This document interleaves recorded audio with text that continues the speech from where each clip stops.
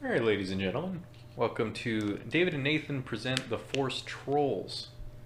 This is a audio track that is meant to be played simultaneously with the, seventh episode of Star Wars? Yep. Please, if you're watching the movie, get it to about 5 seconds in and then pause it, and then we will let you know when to start it. That way you can hear our groundbreaking analysis and critique of this wonderful piece of cinema as it happens on your screen. Let's do it. All right. So be ready to start in 5, 4, 3, 2, 1. So as I stated, opening night, pretty excited. You know, heart was pumping. Everything was racing pretty hard. It just had that chance, you know, to be something really, really good. You didn't know what it was going to be. Well, I knew I wasn't going to be happy about one sentence into this crawl. Literally, Luke Skywalker has vanished. I don't know why, and I don't know how. And apparently it's his leaving that caused the First Order to rise, is my understanding. We don't know how that happened either. And apparently they want to kill him because he's the last Jedi. So Luke may or may not have just been standing around twiddling his thumbs. And the Republic is supporting General Leia? Might as well be vanished. Yeah, okay. And the Brave Resistance, they want to find Luke because apparently if Luke comes back, the First Order goes away? Sure. So Luke's really key, I guess. That's what we're trying to explain here in this crawl. Luke is responsible for the existence of the First Order in some level and is going to be responsible for its destruction on some level, somehow, in some way. All right. Now that we got that clear, we can get this adventure started. You know, like I said, I really do feel that Kylo Ren's lightsaber is at the front of the Star Destroyer. And I find it as like a sort of subtle thumbing of the nose from J.J. Abrams to tell us that it was cool and we don't know what we're talking about. I think the shot is cool. Well, whether or not it's trying to tell us something. It's trying to tell us that lightsaber's cool. Clearly.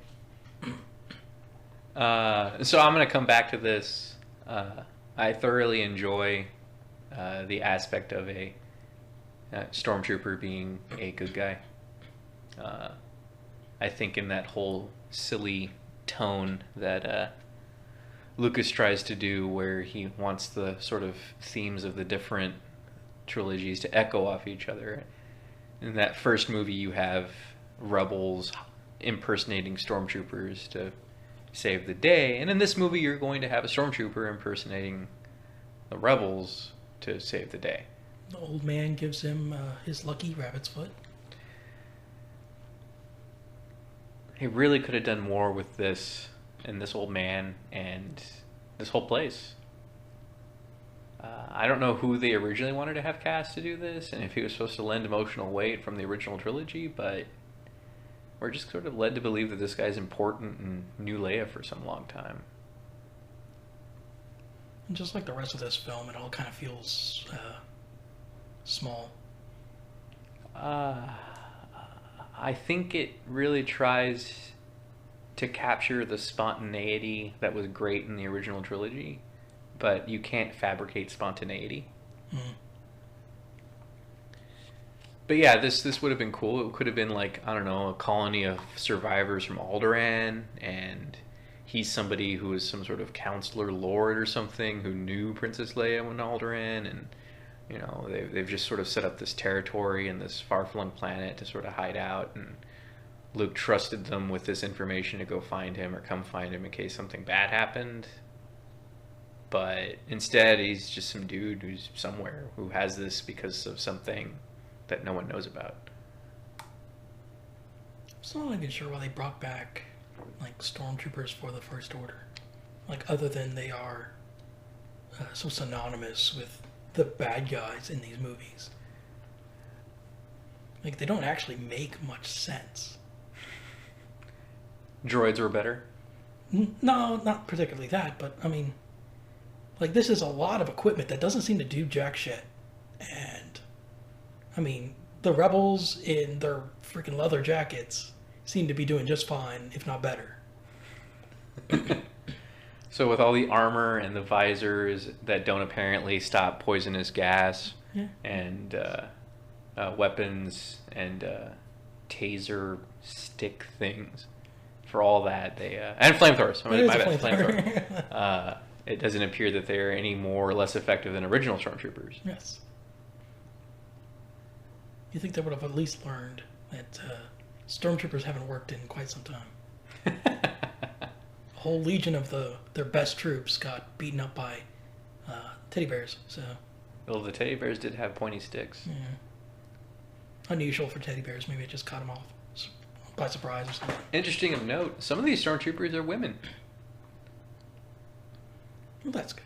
Yes, we're in a new era. We are born in a time frame, Nathan, where fight like a girl didn't really insult anybody, even if it was an insult. So is this the most blood we've ever seen in a Star Wars movie? So there's the little pool of blood that appears after Obi-Wan cuts off the bar fight guy's hand, or arm, or forearm, really. Mm-hmm. I'm really thinking there's not a tremendous amount of blood in any of the prequels. And in the original trilogy, no, I want to say there's not a whole lot of blood there either. I kind of want to say that that's JJ's way of saying this isn't going to be a very sterile movie like the prequels were. Yeah. It just seems, I mean, it's fine. It makes for a good shot, but he also never really goes back to it. You know what I mean? Like, well, this movie is always going to look pretty. I mean, I think, as it was told to me by a friend of mine, J.J. Abrams is good at making movies. He's just not good at making good movies. It's the story that kind of lacks. If somebody gave him a good story, which is what this was supposed to be, then that would be interesting. But that didn't happen. No. Kylo, again, good design. Kind of a shitty bad guy, though, to be perfectly honest. He has violent swings of competency. That's a good way of putting it. On some level, he's good, and then on other levels, he's comically awful at doing his job. And like I've said before, I kind of feel like we're supposed to pity him. And that's really awful. Like, that's just a terrible direction to take. It is odd to me that for somebody who tries so much to be like Darth Vader, that they took such a sympathetic approach to him in being like Darth Vader. Because Darth Vader, I mean, I'm sure everybody's read the resources. He's got literally about 18 minutes of screen time in A New Hope. I mean, he's around, but Tarkin is running the show, and Vader's just sort of a bulldog. In this one, you get a significant amount of time with Kylo Ren, which detracts away from some of the hero characters, which sort of sullies some of the movie's momentum, I feel, at least. There's another wasted character right there. Yeah, I thought it would have been cool if there was no Hux and there was just Phasma. And Phasma had some sort of reputation that was established, you know, where she leads, you know, bands of stormtroopers to go steal children and turn them into stormtroopers. The boogeyman. Yeah, exactly, like the boogeyman of the Baba Outer Rim. Yetu or whatever the hell. So that would have been a good idea, but I mean, they don't have enough time to give to her to establish that. This movie is pretty strapped for time. Yeah, got too much to do, and they're really gonna try and trick you to make you think that there's enough time to do what they needed to do, which I don't feel there was, and we'll probably get into that. Oh, yes. Poor BB-8. He's a good character in a not good movie. He's clearly the flagpole of this movie. I mean, everything works around him. He's an upgrade.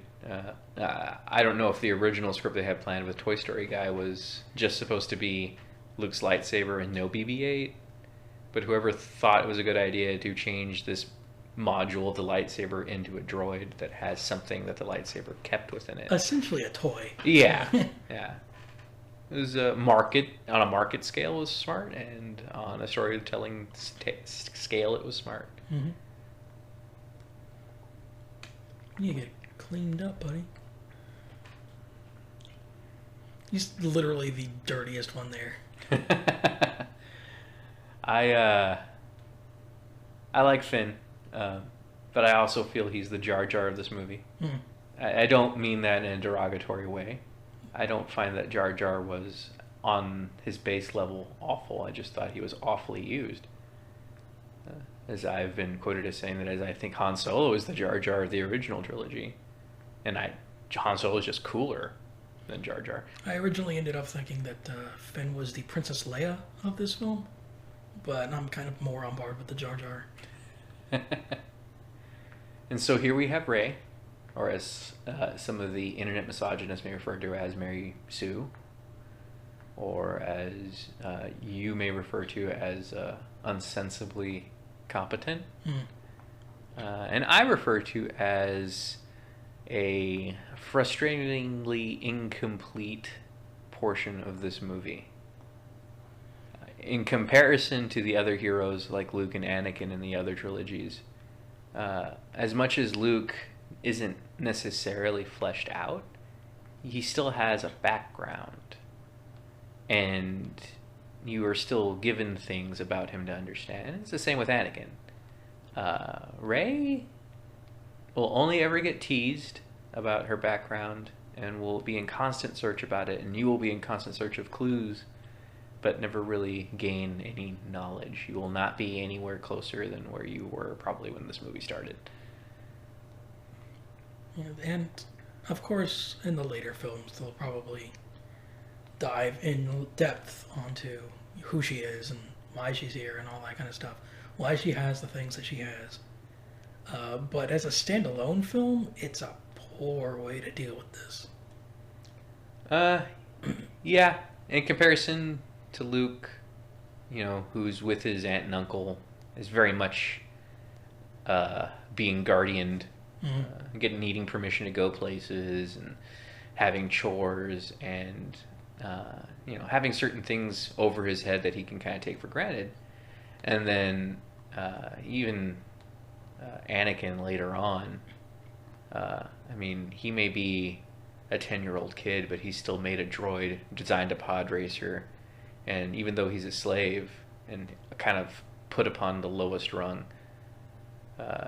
he's sort of set as far as his abilities go. And Rey at the start of this movie, she's just way on a different level than both those characters, in my opinion, as far as how competent she is. Well, she's been left alone on this planet for who knows how long and somehow survived, and you're never really given any background on how she came about it. The surviving, that is. You just know, oh, I guess she's really intelligent and was this intelligent and capable even at, would you say, like 5, 6? She looked about 8 to me. 8? Yeah. A friend of mine had a very interesting theory or idea that instead of having this movie start off in Jakku and having her working for essentially some junkyard baron, it was essentially Han Solo taking over the Hutt cartel and running everything on Tatooine. The whole aspect of what happened with his relationships and him breaking bad essentially led to him taking over the power vacuum that Jabba had left behind, and Rey is one of his many workers that he has that sort of oversees this battlefield that took place on Tatooine instead of Jakku, because Jakku really doesn't bring anything to the table. Mm-hmm. There's nothing that is happening that is better or worse because this place is Jakku. They wanted to have the feelings of Tatooine without having Tatooine. They want to create spontaneity. Yes.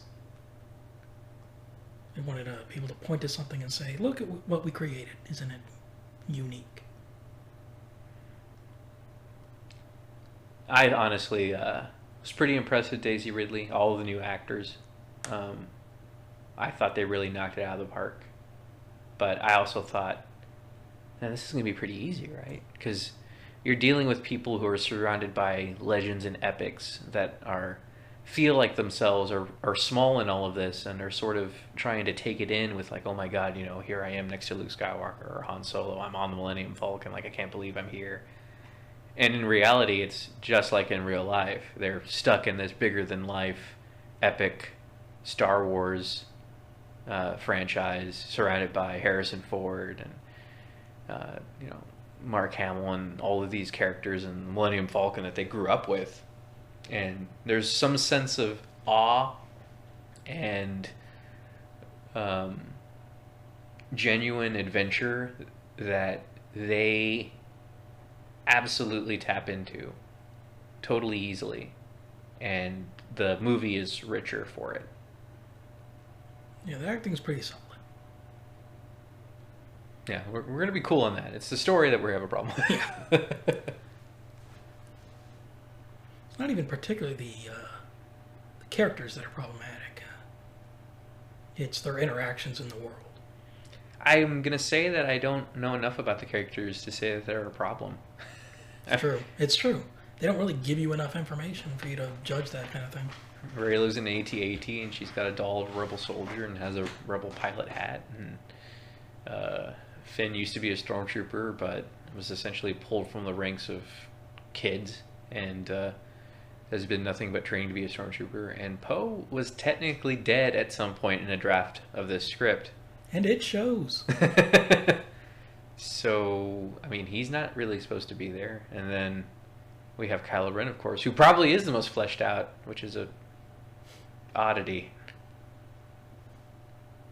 I mean, your bad guys are your bad guys, right? Yeah, they probably should have flipped that at some point. I mean, some people are going to find him cool, and they're going to tap into that, oh man, this is exactly what Anakin Skywalker should have been. But that is a pit. That is a dark place to go into. What Anakin should have been. But let's not go there. All I can say is if you do like Kylo Ren, then that's fine. It's, I am not sold on him as a villain per se. Like I said, I think he's a character we're supposed to find sympathy in. And here we have our first look, quote unquote, into the First Order power structure. So Kylo Ren clearly gives General Hux a mission here. I'd like to point out that it was my understanding, at least in the promo information for this movie, the Knights of Ren were not going to be Sith, and they're going to be their own separate order, and the First Order was going to be its own different thing than the Empire. It's a very clear cut. They wanted them to be different. This is going to be a different representation of those forces within this era, and it feels that Kylo, at the moment in this movie, is responsible for this mission. Whether or not it stays that way, well, we'll find out.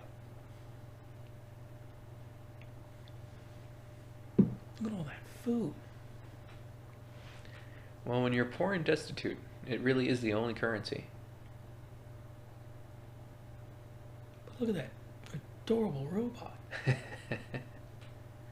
I was actually thinking about this when I was watching A New Hope the other day.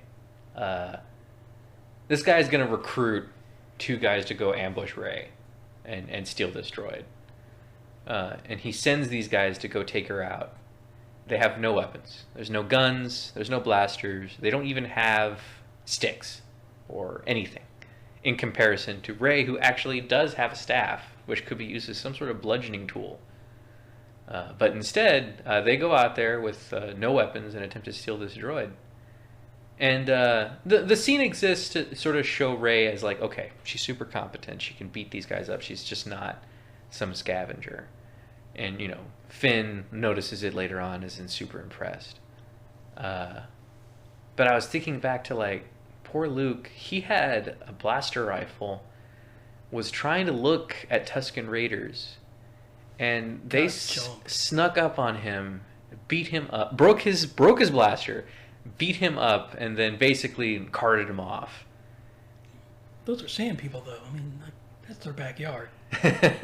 Well, they had weapons, right? Yes. Those two guys later on, they won't. I'd like to think when they were making this movie and writing it and shooting it, that they realized the absolute gold they had with Poe and Finn. These guys could just about have a movie probably to themselves, and it would work. Yeah, it would have been a better movie than what we got. It would have been unfair to Rey. True. But these guys work. One is sort of awkward and, courageous. The other one is extremely confident and, has some levels of braggadocio.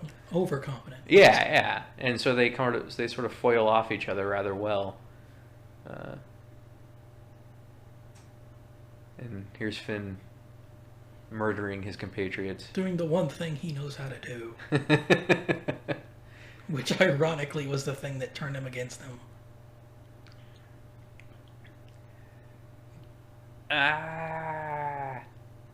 So, some real effects there. Interesting to note, TIE fighters don't have hyperdrive. I don't know if these new models do. I somehow doubt it. Well, originally they were single fighter as well, so... Yeah, you never know. But, I don't know what his plan is. If he's just going to fly off at normal speed off in the distance and get away. Or if it does have hyperdrive and they're cool. I think it's important to note Finn's overall strategy is poor and lacking. And it sort of benefits from the fact that since he doesn't know what he's doing, it can make sense that it is poorly thought out. It's an emotional reaction. And he's reacting emotionally. And it almost gets them killed. In one draft, it did.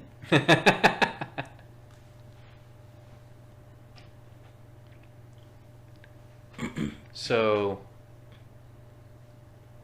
these guys are shooting parts of the Star Destroyer to make sure they can't shoot them down, only to get shot down by the ventral cannons later. So I guess Poe missed that, or maybe he doesn't know they exist. It's fair. I'm very confused in the power structure here too. It feels like Kylo Ren should be telling Hux what to do, but Hux seems to be running the operation himself fine.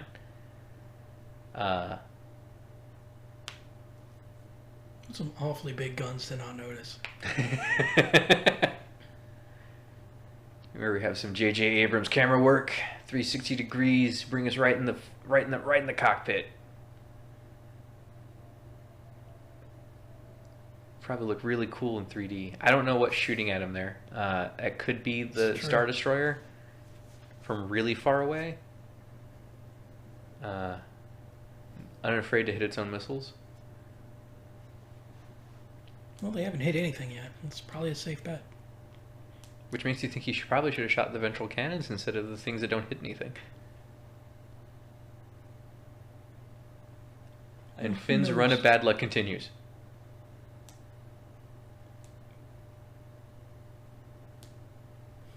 One of, what, 3 scenes that she's in? Ooh. Yeah. Yeah. I mean, she shows up, I think, once more before the assault on her. Alright, interesting to note, in one of the drafts of the movie that was pretty late and probably shot this way, Poe is dead right now. Totally dead. You know, just like how it looks. For those of you who watch the bonus feature, there is a deleted scene that basically explains that the pilots are still looking for Poe right before they leave to go save everybody at Maz Kanata's bar, because Poe is dead here. He went right through that windshield, too. And it makes sense, because if you think about it, Poe has an X-Wing with him that is not in any way, shape, or form his actual X-Wing that he uses. They went to very great lengths to explain to us that Poe was using a black and orange X-Wing, and it's his pride and joy. But you may remember, he just had a normal gray-blue X-Wing that just got shot up. And of course, you may think that he's on some sort of secret mission, but they didn't even know they had Poe until they questioned him. Anyways, is there anybody else in the galaxy that has X-Wings? It's true. I mean, if he was really trying to go undercover, you should really try using something else. I thought this would have been cool if the scene had gone on longer. Some sort of metaphorical statement of Finn sort of tearing away his past and leaving it behind him as he... Shit, man, they don't have time for metaphor. Well, if we had less time amongst everybody else who is in this movie, we might have. But this movie doesn't leave us a whole lot of time to catch our breaths. So, if we were to cut a character from this film and all their scenes, who would it be? Okay, Hux. Huh, okay. Hux and Starkiller Base. Yes. I don't know if I'd call Starkiller Base a character, but I'm willing to let that slide. Alright, so back to the power structure here. It looks like Kylo Ren is disciplining General Hux. But he's also, like, unfamiliar with General Hux's group. Or at least sarcastic enough. Yeah. Very passive-aggressive. You know, that's really not Vader at all. Okay, so Kylo Ren took it upon himself to go get those plans when you assault the village. Now that he knows where the plans are and who has them, he's going to leave it up to General Hux.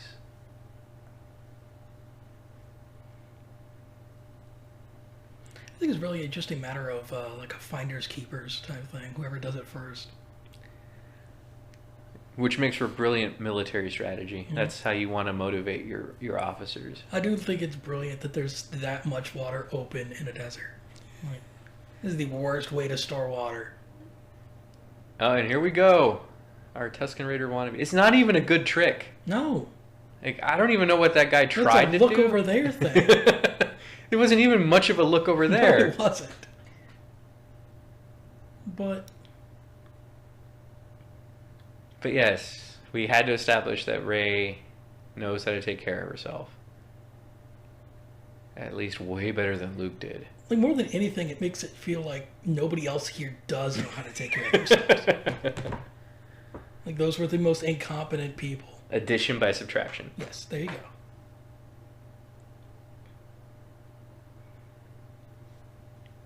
That guy has my master's jacket.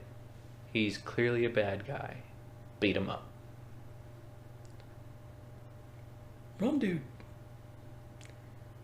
There is something to be said about Rey's sudden commitment to saving this droid. I mean, she's in it now. She wants to make sure he gets safe. Gee, I wish they'd given us a better reason to. Well, clearly her adrenaline's running from fighting those guys. They were so dangerous. I'm sorry, was that too passive-aggressive? Mm-hmm. I apologize for bringing Kylo into this. Interesting to note, Kylo Ren can basically change any Linkin Park song into him with very little effort. I like the way there's only one of these jackets in the galaxy. Well, Poe didn't make it. There you go. That's the original take right there. it's true. But I mean, if Poe were to get clothes from somewhere, where would it be? He's pretty metro. It's not going to be your normal Abercrombie and Fitch kind of place. And Old Navy doesn't feel like it would do it either. Don't know why Finn lies here. It's those pretty eyes. Makes people do dumb things. I mean, he could just be better off explaining that he was somebody who helped Poe escape. It gives him just as much validity. Luke Skywalker, you know that guy that saved everybody and suddenly nobody believes he existed? I don't know how much cred you get for killing a Death Star, defeating an Emperor, and... I mean, he probably did something else, right? Oh yeah, I'm sure. But apparently he might be a myth. Of course, if it was on Tatooine, he wouldn't be. He'd have been the reason Tatooine was cool. Certainly the word they should have used is a legend. Yeah, okay. I get behind that. It's weird to me that they would know Han Solo exists, but not Luke. Right. You know, the smuggler, the thief that nobody, like, should know about. He should be keeping his house secret. Not the, hey, the Jedi Order's back guy. I'm going to be really curious to find out if Daisy Ridley and Oliver Isaac have the same camaraderie and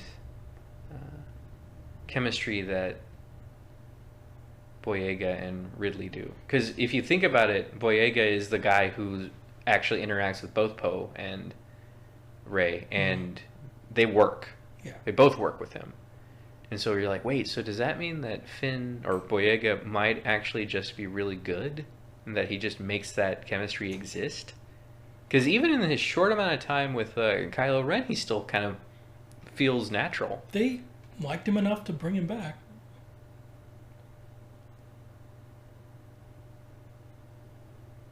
And cameo. Yep. The original character, the best character to return. It's the Millennium Falcon.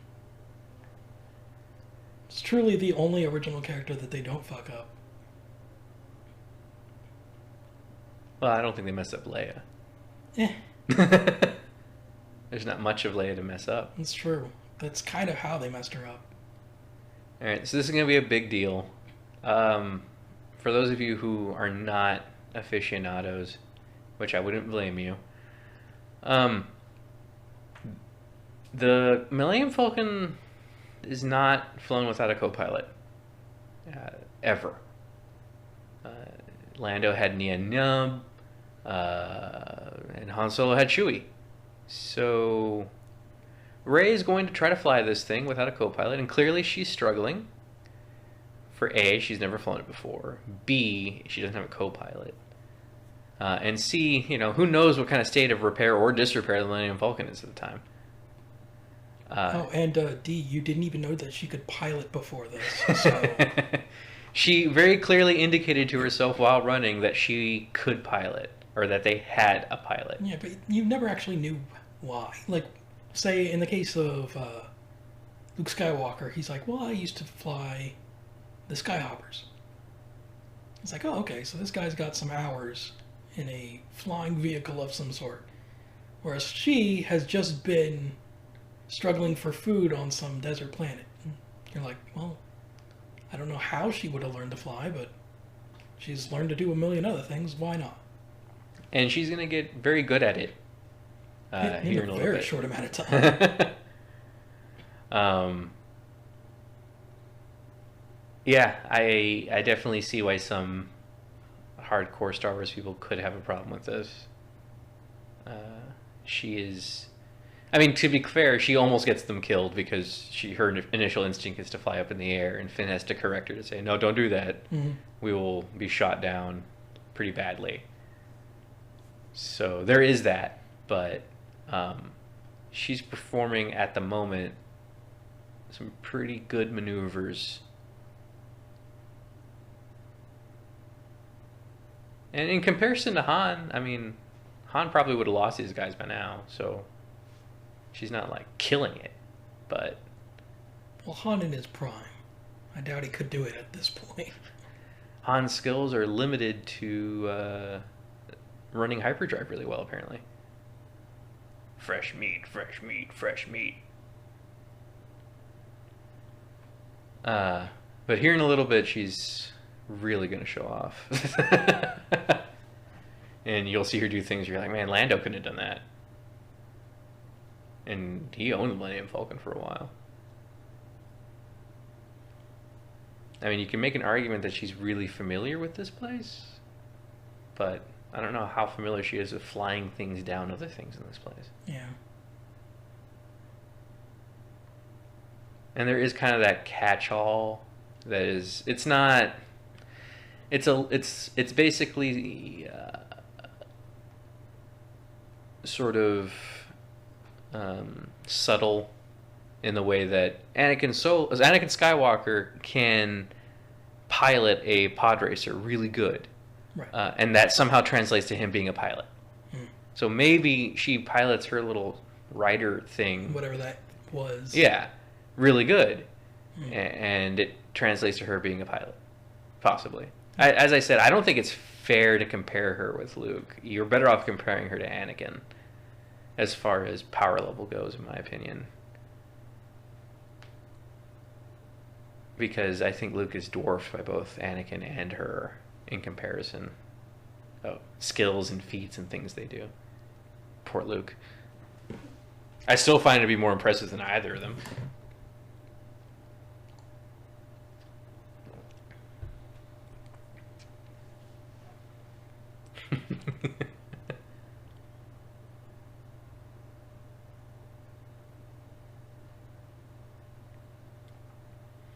All right, time to make some introductions. One of the few moments where this movie actually slows down. And it's so short. Get it? She's a ray of hope. And the first one was called A New Hope. It's like poetry.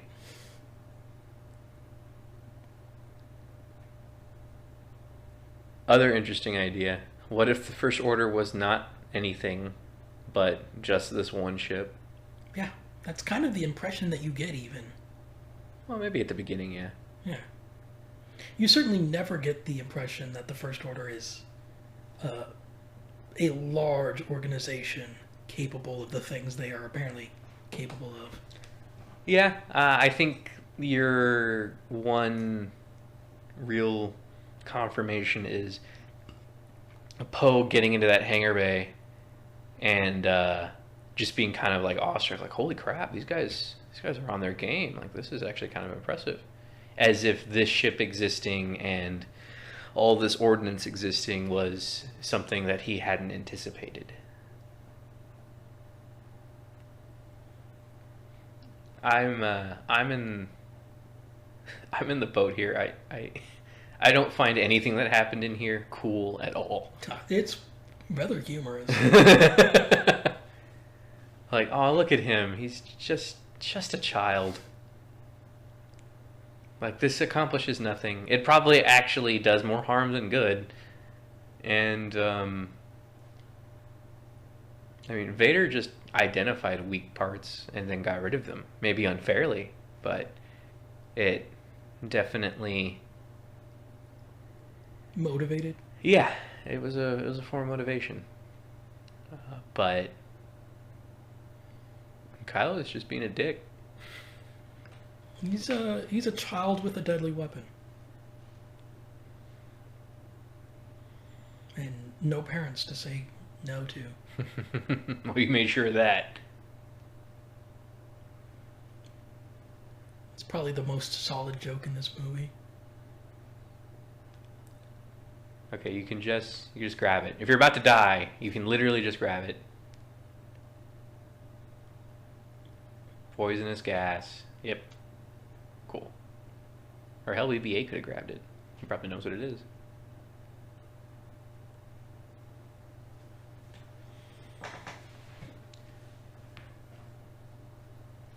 So at this point, it feels that Finn feels attached to Rey. He already sort of flirted with the idea of being like, oh, I should get you to come with me. I don't want to leave without you. He wants to definitely leave, but he definitely doesn't want to stay on Jakku or anywhere near the First Order. So he definitely wants to run. That's his initial mission.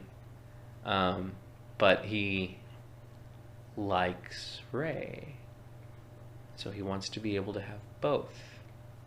And it's very hard for me to keep track of Finn's motivations, so I'm going to do so as we watch this movie. At this moment, Finn wants to run away with Rey.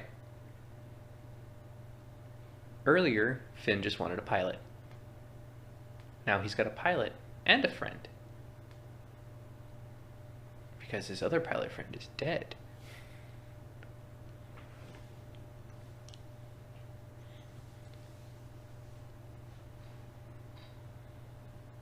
Hope you're ready.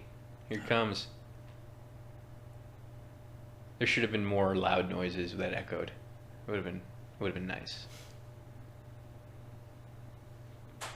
And here he is, ancient, old,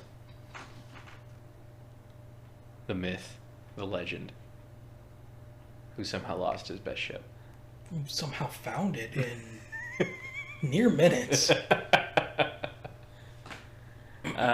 Yeah, again, the movie suffers from the fact that things have to happen fast, so as soon as it's possible, he shows up. Of course, if he was already on Jakku running, I don't know, some sort of scavenging boss criminal organization, then you wouldn't have had to introduce him. But then it would have made sense that he would have flown up in some other ship and been able to track the Millennium Falcon because they stole it from him while it was in his backyard. But instead, they take steps back with the character. And I mean, there's a lot to be said about Han's arc. I know for a fact Harrison Ford's been on record as saying that he wasn't really comfortable with the character and where he was at or where he ended at. He wanted him to, die in some heroic sacrifice to lend weight to something. I felt that Han's arc is he is somebody who only cares about materialistic wealth in his own skin, and the original trilogy will take him to essentially being able to believe in something bigger than himself, being able to shed that materialistic sort of side of him and embrace things that are more intrinsic. And I thought Return of the Jedi did a great job of that.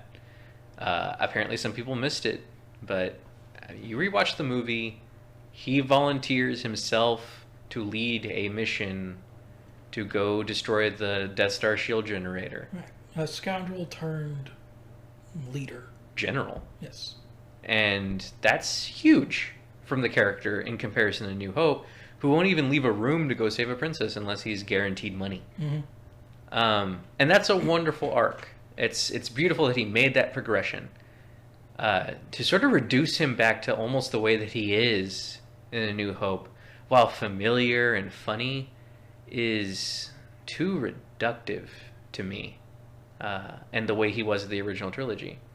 It lessens all the steps that he took. And it lessens those movies, which is a crime in and of itself. It's the same crime that they deal to the Republic and to Leia. You'll have to get into Leia, I think, later. I'm not with you on it, but I'll let you explain your side of it when we get to her. But I mean, here we're at. Han is, doing the smuggling thing that we don't ever really feel he was that good at. He had a fast ship, but when you meet him in A New Hope, he owes his money a lot. So I don't see how you would think that he was any good at this. And somehow he probably now owes 10 times the amount of money that he owed Jabba to two different people. This is one of those moments where I think the design suffered.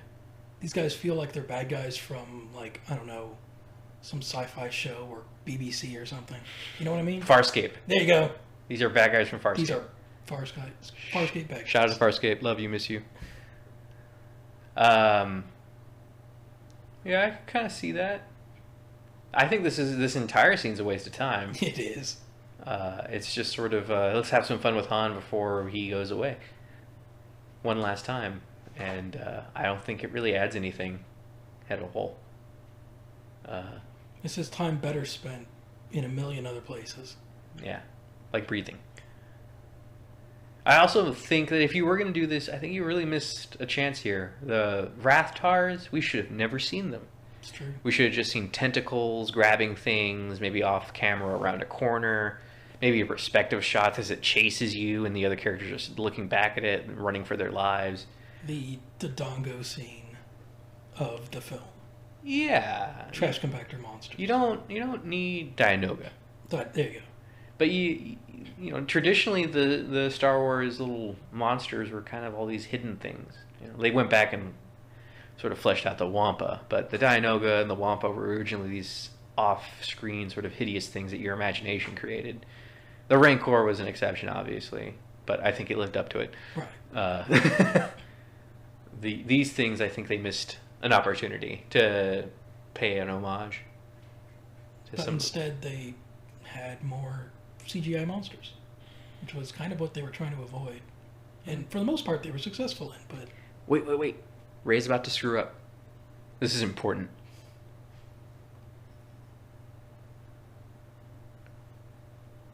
And there we go. See, that should have been enough. Yep. That should have been all you see. Now it's just tentacles and people screaming for the rest of them. Yeah. For the That's rest an of the scene. intimidating prospect. Yeah. I mean, there's probably some Cthulhu monster in there. Or maybe even Cthulhu himself, right? And then this. I mean, if it was just tentacles grabbing these things and yanking them away, I don't need to be seeing it eating things or rolling around like some sort of strange poley. It's like the most horrifying Pac-Man game ever. Waka waka. And it burps out the little shoe. Run, dude. They're probably safer under there. It's true. I don't know what the idea was, but... And what's about to happen to Finn here, I feel, is a very Jar Jar moment. He just kind of gets grabbed and taken for a ride, and then has to get saved.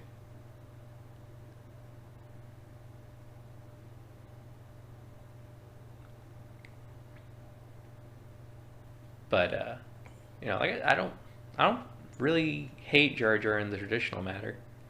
As a great film critique man once said by the name of Roger Ebert, it is not what something is, it is how it is about it.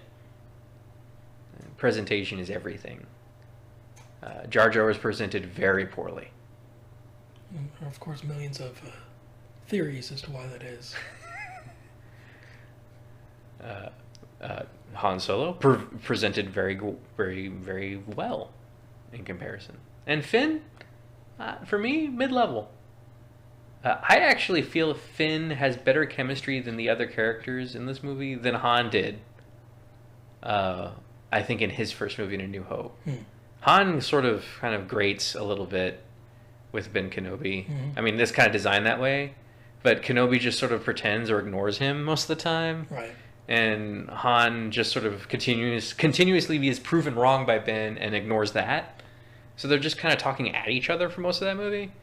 And then, of course, he and Luke are mostly at each other's throats for that movie and then are magically friends later. But that happens when somebody saves your life. yeah, so in comparison to Harrison, I think Boyega has hit the ground running in this trilogy. I really like him. And yes, Han, you could use a co-pilot. This feels like an extremely JJ sort of style of scene. Just the quick dialogue and the quick cuts for comedic effect between Chewie and Finn and Han and Rey. I mean, what do we care about here? We care about Han and Rey getting the ship to work. Finn and Chewie wrestling around trying to fix each other is not that important to what's going on. It's funny. And hey, you can hyperspace jump inside a ship. Who knew? Now you know. Okay, so now the First Order knows. Look, a Starkiller base. What? I don't know what you're talking about. I've never heard of this thing. Well, wasn't it in the opening crawl? It was not. Oh. Huh. And like I've said before, wouldn't it be awesome if you found out at the end of this hologram that he's in fact bigger than you see here?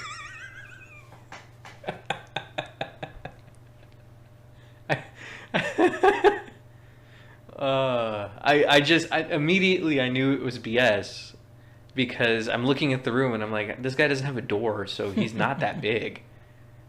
There's no way he fits through any of this. They built it around. And he can't leave. That's your supreme leader.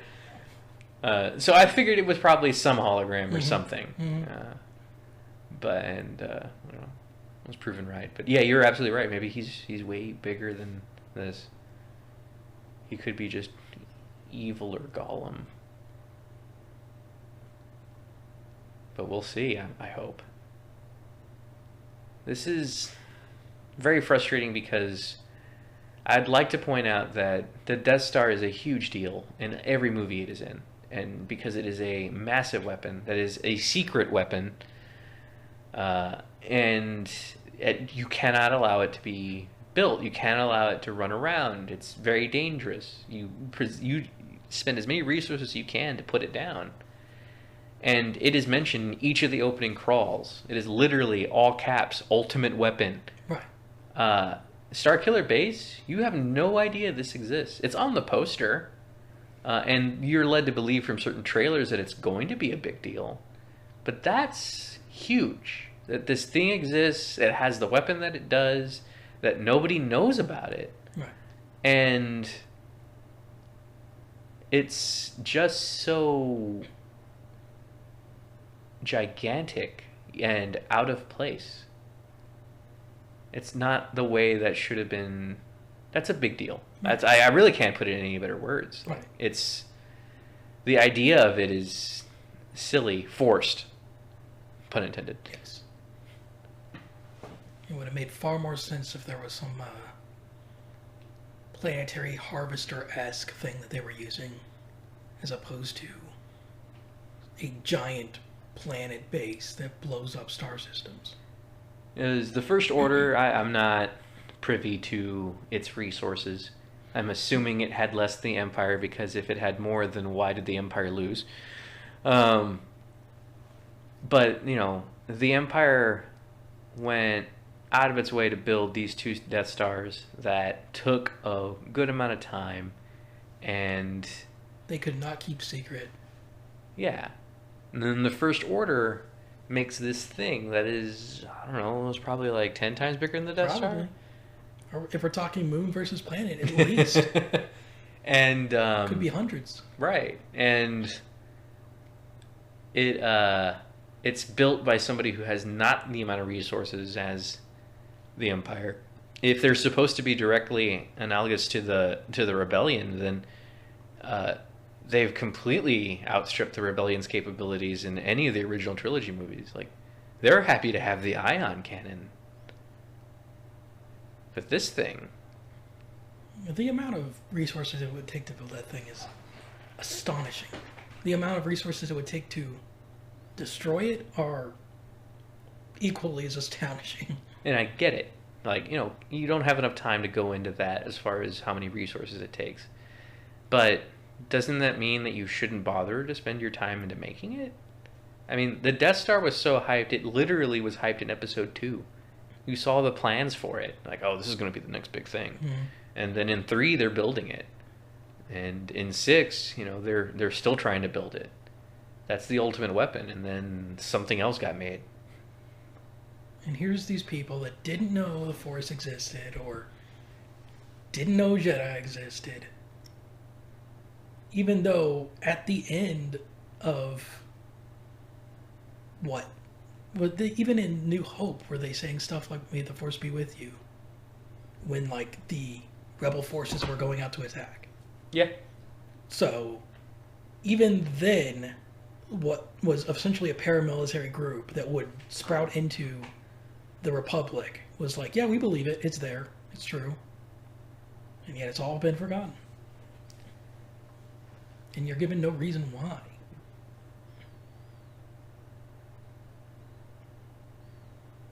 Just that it's convenient, I guess. And instantaneously, they're somewhere else. Hyperdrive, buddy. I mean, to be fair, we don't necessarily know how fast hyperdrive is in the original trilogy. It's true. But they never make that an issue in the original trilogy. Mm, It never really matters how long they're in hyperdrive. we never made an issue in the original trilogy. And if you think about it, like as Empire Strikes Back, you were never clear on how much time passes in that movie. Right. And hyperdrive being around is very key into figuring out how much time it could take. But it does a good job of presenting itself and saying, like, you know how much time passed? Enough. Mm-hmm. And it was not an issue because the story wasn't dependent on it. Whereas this one, you're like, well, wait a minute. Like, that just happened, didn't it? Well, because the original ones had more time to breathe. Right. You felt like more time had passed Yes. because it had stuff in between. Yes. So This- we're back to this movie is moving at 1,000,000 miles an hour. Definitely uncomfortable.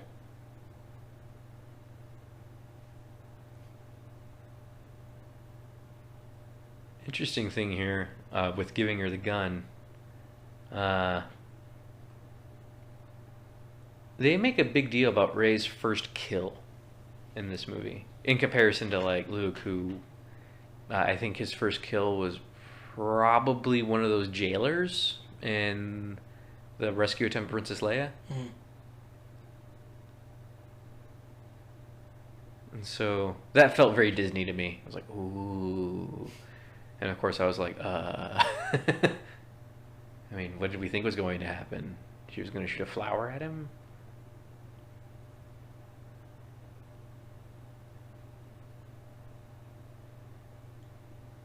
But here we go. Chewie standing with the ship. This is a lot in life. Okay, so we're clear. Finn's motivations.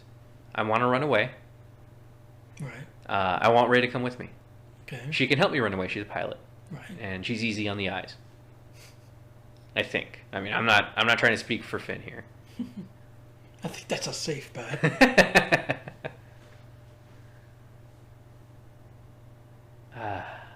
I don't know how Maz Kanata's place exists with as few defenses as it was shown to have.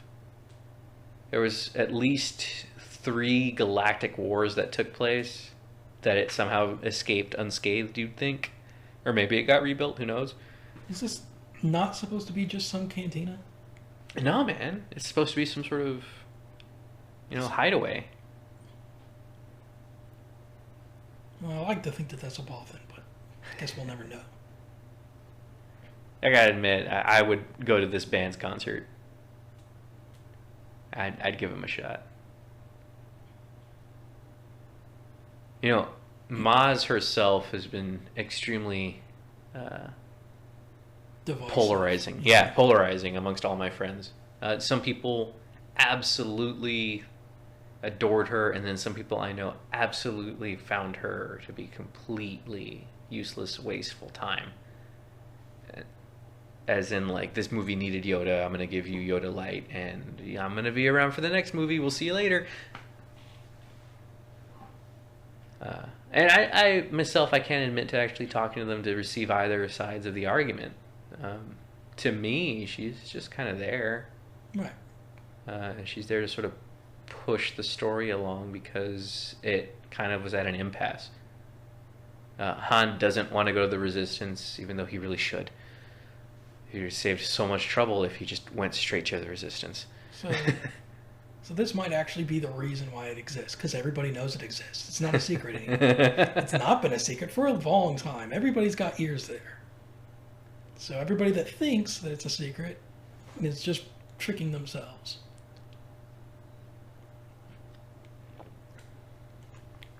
Again, out of place. This is not something Darth Vader ever did. your interaction with Hux and Snoke and Kylo at the original Starkiller base hologram scene probably would have been enough.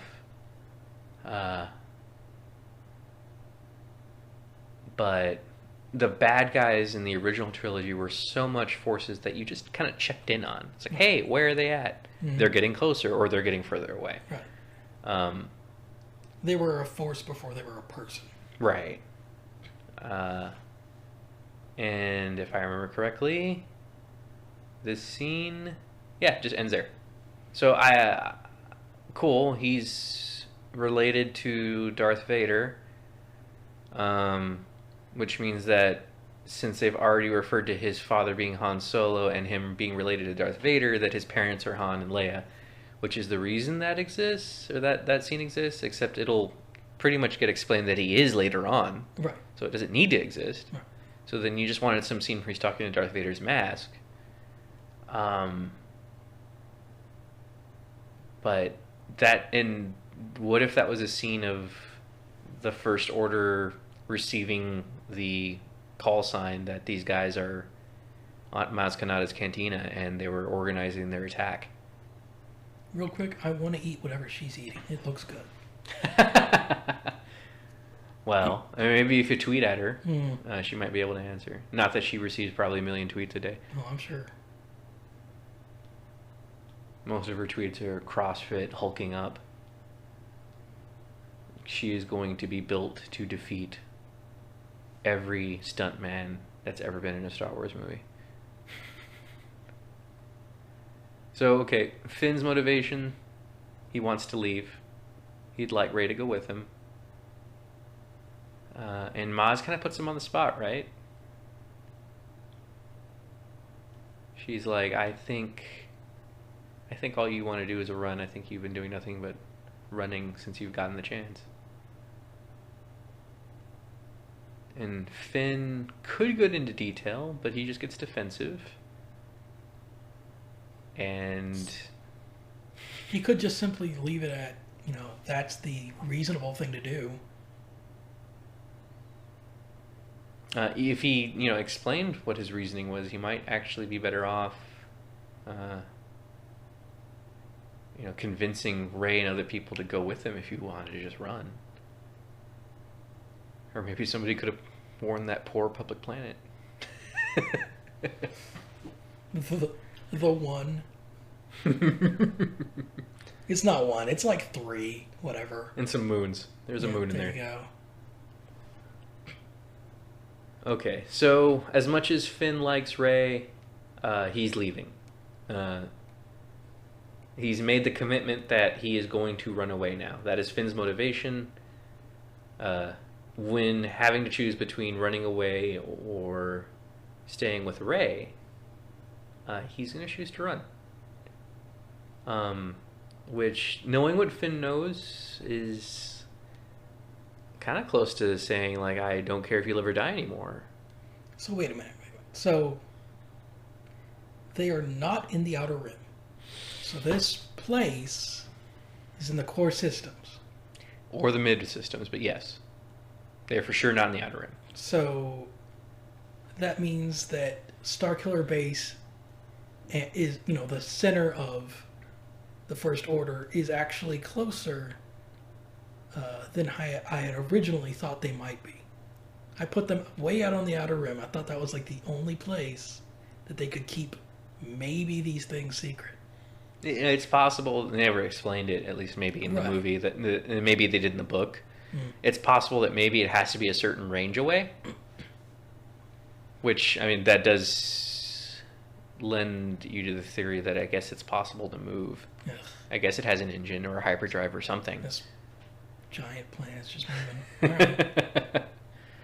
All right. I don't know how they pulled it off, but whatever. Kudos to them. But, this is big. Finn's made his peace. She's no longer going to be along his path. And he's going to go out and do his own thing. It's sensible. I can respect that. Sure. I can't, but right. I have high hopes for Finn. I want him to be better than what he is. Well, he'll be back. But, at the same time, you're like, well, at least I'm glad that one of the main characters is going to be sensible. And Rey has her first experience with the Force. About an hour into this movie, Luke felt the Force when he used it to deflect blaster bolts. Anakin felt the Force pretty much everywhere, all the time, no matter what, as a 10-year-old kid. So the argument would be, is Rey feeling the Force all the time and just doesn't know what it is and assumes it's just natural instinct? No one's here to tell her otherwise. Well, I can't imagine when you're out in the desert, there's a lot of things to feel with the Force. Remember, she was really good at finding the right scavenging stuff. Are we under the impression that pieces of mechanics give off the Force? Maybe we should be under the impression that the Force wants her to find pieces of mechanics. So now we're under the impression that the Force is sentient. Oh, for sure. Okay. I don't know how this got here. And JJ is just going to spin it in some sort of lost episode of the week. That'll be a tale for another time. And part of me just hopes that they never tell me. Because it won't be good. Yeah. I recognize that hallway. Yeah, we just finished watching Empire Strikes Back. It's true. Interesting here. We're about to see a Knight of Ren attempt to strike at Rey here, and Kylo stops him. So, I don't know if this is a moment of her meeting Kylo when she was younger, or who she's seeing this vision from. Maybe somebody who had the lightsaber at the time, whoever that was. But whoever it is, Kylo is protecting them and wanting to take them. So I'm assuming that's going to be a big deal in the next movie. He wanted prisoners. Yeah. And he was perfectly all right with killing everybody else on that base, except whoever that person was. Right. And that definitely has a part to play. Very important for Rey here. I don't feel she arcs. I feel she acute angles. Where she's at, she just wants to get home and she wants to find her family. And she sticks to her guns here. She's sort of realizing this place is kind of big and scary. I don't really want to feel scared, and I want to go back to familiar. And so she leaves here in a little bit to go basically run away from this and hope that she can get back home some other way. Assuming nothing bad happens to this planet, she comes back, gives BB-8 to the Resistance, and they can pick him up, and then finds travel back to Jakku. What could possibly go wrong? What could possibly go wrong? There's nothing out there that blows up planets. Right. And this woman here is telling you to go find Luke and go use the Force and commit to your destiny, as such as it is. And she makes the decision, no. And Luke made the very same exact decision with Ben. He's like, I'll help you to get to here, but I gotta go back. Right. And then he has his hand forced in the matter whenever his aunt and uncle are killed. Rey the same way, but right. She didn't see them killed, but she's certainly at this point justified to believe them dead. Yeah. Well, and the thing is, when you think about Luke, his arc is reluctant hero who is sort of robbed of his childhood and has to commit to becoming a man, an adult. Right. The hero's journey. Oh shit, Circular Base. Oh, Here, Nathan. Oh, joy. Let you handle this. This scene makes no damn sense. So you got the leadership of the First Order in this incredibly uncalled for Nazi-esque imagery. Like, oh gee, did you know they were bad guys? Anyway, they're having a rally Why? Who's this for? Like, I don't understand. Like, and why are they so angry and just set out on destroying the Republic? Like the Republic somehow in their way, because very obviously they're not. If they were, then they wouldn't have a Starkiller base. I mean, it's incredibly obvious that the Republic has stood aside because they're either incompetent or ignorant. And yet, they're going to blow it up because they're the bad guys. And somehow they're not all fried at this point. It's a laser. It doesn't necessarily mean it's hot. Right? Right. So later you find out that they have to use a sun to power this thing. So it's like, well, what sun did they use? Did they go to another planet, swallow its sun, and then return to this one? Yeah, clearly it travels somehow. And then they look up and somehow see it. Are they in the same star system? Is that it? That's the only way that could even remotely be possible. There's a Republic in, 5 planets? Sure. They're all dead now. Not like they mattered.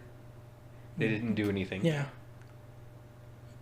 It just completely negates all the victories of the original trilogy. It's like, well, let's take a step back again. Everything that they fought for in those original movies, let's blow it up in a second. No thought given.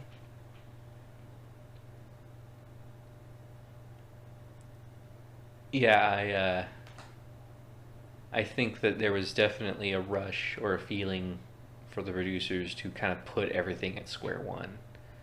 And I think it's easy to do that. I don't think it's right. Yeah, it's inherently flawed. It is awful. It completely destroys everything that the first 3 movies were accomplishing. And as you can tell, I'm extremely not a fan of reducing anything on the original trilogy. As much as you may hate the prequels, and we all do, they didn't go out of their way to make anything in the original trilogy less. Right.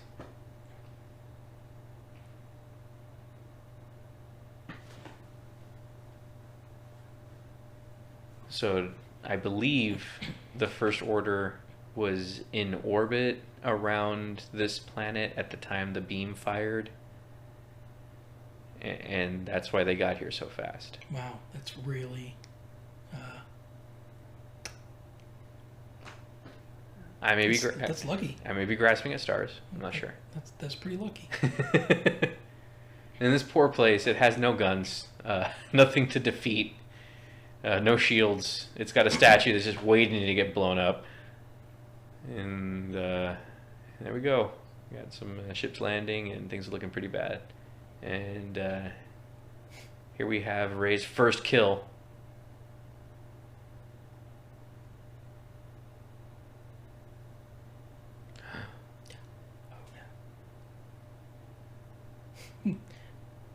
BB-8 doesn't care. We gotta run. Killed another neat bag. Of course, they might not have known that that was BB-8 if he hadn't shown up. Because I'm assuming that stormtrooper calls in these stormtroopers to let them know that BB-8 and a girl are running away, which is how they know where to find him. Otherwise, they would have raided this place, not found him, not known where he was, and then had to leave because the Resistance showed up. It's unfortunate when we have to make excuses for the film. I'm just trying to follow the line of logic. I'm not. I don't enjoy any part of this. Just so we're clear. I think the more and more you have to justify, the more and more it sort of shows you that it's somebody trying to bank on you putting things together, and I don't feel the original trilogy relied on you to do it that much because it was a much simpler movie. Yes. Look, In part because it didn't try to do this much. He's never used a crossbow before. Ah! Everybody's favorite stormtrooper. Is he carrying a shield? He was. See that right? Yes, he had a shield and he willingly put it down. I mean, it might Well, not it wouldn't have done anything. have. This scene exists to show you stormtroopers are competent. It's the only reason this scene is in here. It doesn't trick anybody. A single, somewhat competent stormtrooper against a guy that has never used a very elegant weapon before doesn't mean anything. But I mean, that being said, it's clear to note Finn is in a different mode now. He immediately asked where Rey is. He's looking for Rey. He wants to save her. He doesn't want to run. As soon as he saw that weapon fire, his priorities changed. And as somebody who worked on that planet and probably was a part of a couple of test runs, I don't see why... That's still nobody noticed. I don't see why he thought... Why that changed his mind, I guess. Because it hadn't happened yet, it wasn't going to happen, and everything was going to be alright. There's that X-Wing. Oh, and Poe's alive! Congratulations, fans. All of your positive reactions and social media to Oliver saved his role. I'm sure he thanks you for it. I have to say, I have to thank you for it. I think he's a gifted actor, and I think the character has a lot of potential. I just think he was poorly used in this movie, and I can't wait till they use him right. There's a lot of things that I hope they do better in the next one. But he is far and away the best pilot we have ever seen in any of these movies. It's not even close. Right. Well, I think that also has a lot to do with the capability to show it. Yeah, sure. Because, I mean, he should be on par with, say, a Wedge Antilles. Yeah, and we never saw how many TIE fighters Wedge shot down. Right. We just saw him shoot down the one in an epic maneuver. Referred to as, I believe within the lore, Wedge's Gamble. Mm. But I've never seen a fighter pilot actually target people on the ground. Right, yeah. And you know, not to say Anakin Skywalker was impressive in the prequels. He had a couple of moments. I just think Poe's better at the moment. I would like to see that fight, I guess. That dog fight.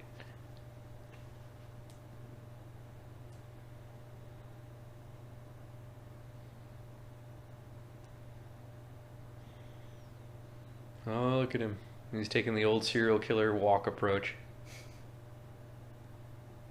And she's taking the old serial killer victim walk approach.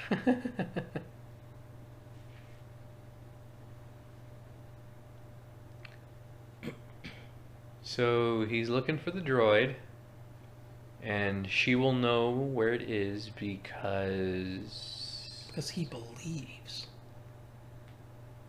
Right. She clearly wouldn't have told the droid to run somewhere and then have some way to track it. So he gets really lucky by finding out that she's seen the map. Or... I like the way that they had to request air support. Well, Poe shot down all their TIE fighters. Nobody's keeping an eye on this thing. How's our ground force doing? Who knows? And Kylo Ren is running this. Whereas Hux was running it before. Now Hux, I guess, is on Starkiller Base. Your guess is as good as mine. Massaging his erection over what he just did. Oh, is that what we're calling it? I mean, he looked pretty into it. Okay. Man, the Han that I know and I love from the original trilogy just would not stand for the existence of Kylo Ren. He would accept full responsibility and do whatever he could to murder that guy. As somebody who had to deal with the fact that Darth Vader was a scourge and tortured him. Right. And you know, you'd think there'd be a whole galaxy of people like, man, we hated the Empire. Anything that remotely resembles the Empire, we should stomp out the moment it shows its face. And yet, they have a planet. Yeah. And again, Finn's motivations have changed. Now he wants to save Rey. And congratulations to Boyega. He sold it. Like, it's not something I really think about the first time I see this movie because he's so into it. But, I didn't care. I was like, okay, yeah, sure, you want her back. Hey, look. Yes. So why don't you tell me why they messed up Leia? Okay, so Leia is now leading what are they calling it now? The Resistance? Yes. Yes.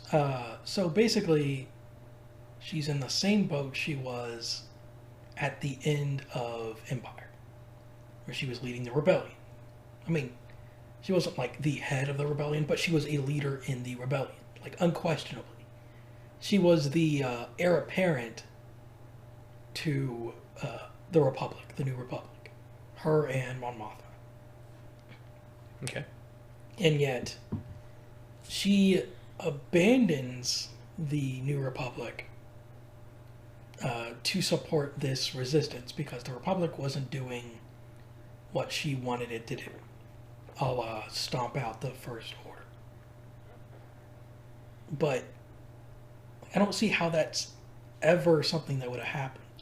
You see what I'm saying? Like, there's no reason that she would walk away for something she fought that hard for when she needed it that badly. So it's like, I'm going to shoot myself in the foot.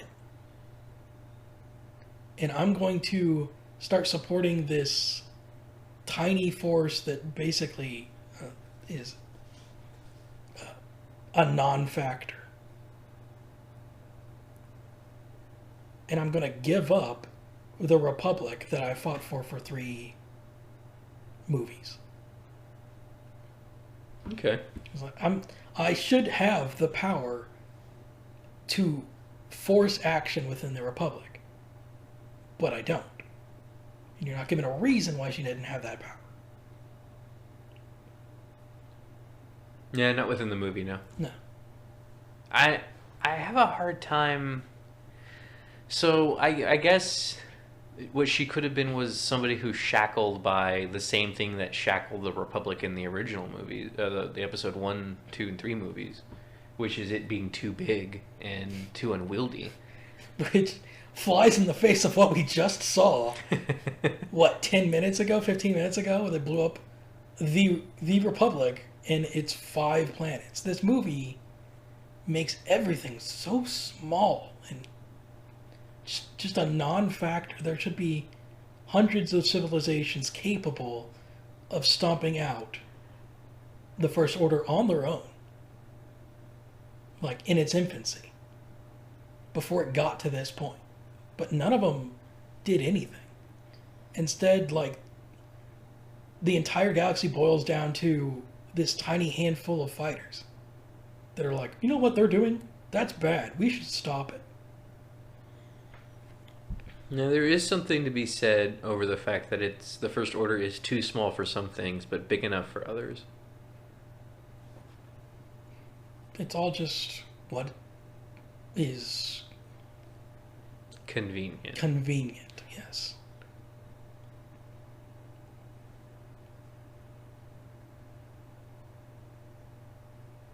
And so it was convenient for Leia to be passive enough to leave the Republic, but aggressive enough to lead the rebellion. The resistance, whatever you want to call it. And here we have 4R2D2. So we've done this before. I do want to do it again. Do you want to place in a call for tech support for your R2 unit? I would. Okay. This is David with Astromech Tech Systems. How may I help you today? Yeah, I'm calling about my Astromech system. It's an R2 unit. It seems to have just shut down. It's been this way for quite some time, though. I can't get it to start up again. I kind of need some stuff from it. Okay. Well, I can definitely understand your frustration with one of our units not operating correctly. Uh, Let me ask you a couple of questions. Okay. Have you tried plugging it in? I have. It is fully charged to my knowledge. Okay. Well, it's a bit unfortunate. About, do you have like a serial number I might be able to look up? I mean, I'm sure there was one at some point. I don't think I can find it at the moment. Has it seen a lot of carbon scoring, a lot of action? Yeah, it's seen its fair amount of action. Huh. It's pretty old. Okay. Well, have you actually noticed that it's taken any sort of damage that might void the warranty? Has it been shot by a Yes. TIE fighter or Yes. eaten by a swamp monster? Yes. Okay. Then this is going to be very difficult. If you give me a couple of minutes, I'd like to put you on hold. I'll get you in touch with one of our tech support teams that might be able to refurbish the unit. Okay. Appreciate it. Not a problem.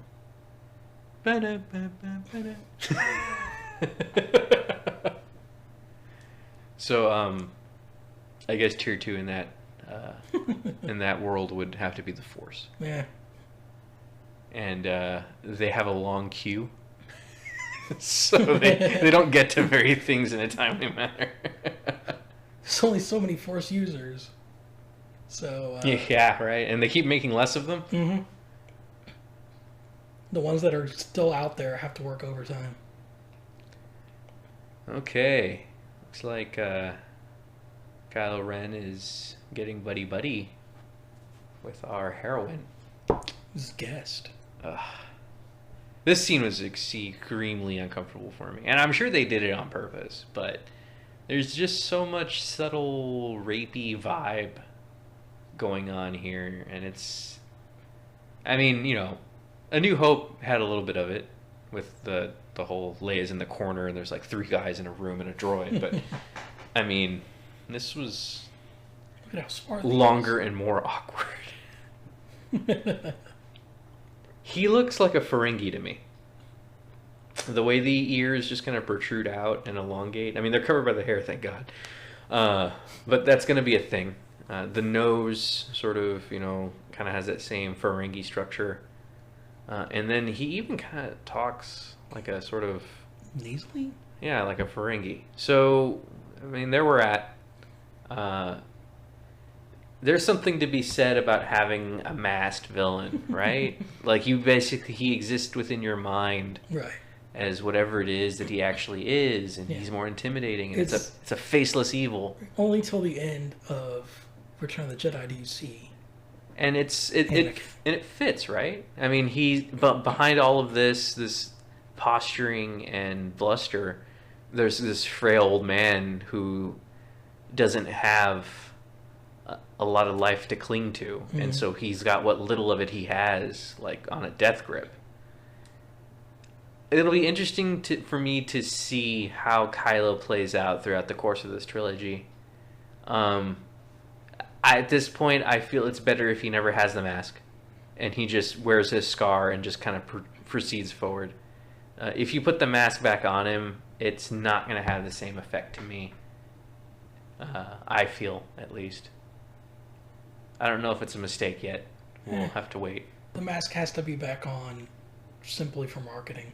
Yeah, they might have sold enough money off of it. You never know.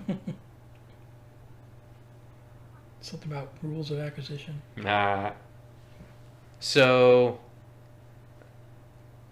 I think here, the thing that you have to extrapolate is that Kylo Ren was awful at the Force. I'm sorry, Ben Solo was awful at the Force. He wasn't very good at it, especially for somebody who had the lineage that he did, and he struggled. And this whole dark side thing was sort of this avenue where he could do the things that he felt that he could do so much easier. And, he had something that he could live up to, that he could touch. Right. And he sort of got strength from that. And the fact that he could take on this persona of Kylo Ren, who isn't Ben Solo. Kylo Ren, who's this powerful person who serves Darth Vader and the spirit of Vader and is implacable in his power in the Force. And, because of his faith in that, he is very powerful. But at that moment that Rey beats him, he is completely shooken. Like, all of that bluster that he had and all of that confidence he'd built within himself is shattered. And at this moment on from the movie, he's just on tilt. He's just basically at a loss and angry and not sensible and just sucks. Right. And so that's what I took away from it. I don't think the movie's that good at portraying it, but we'll see. I'd like to point out that she knew who Darth Vader was. Well, she knew who he thought Darth Vader was because she mind probed him. And now that she's learned the mind probe, she's going to use the mind trick. It's so sad. This is completely solved if he's just outside the door. They use, I don't know, a camera or a droid. And even then, if she manages to escape, I guess she's in a locked room. Yeah.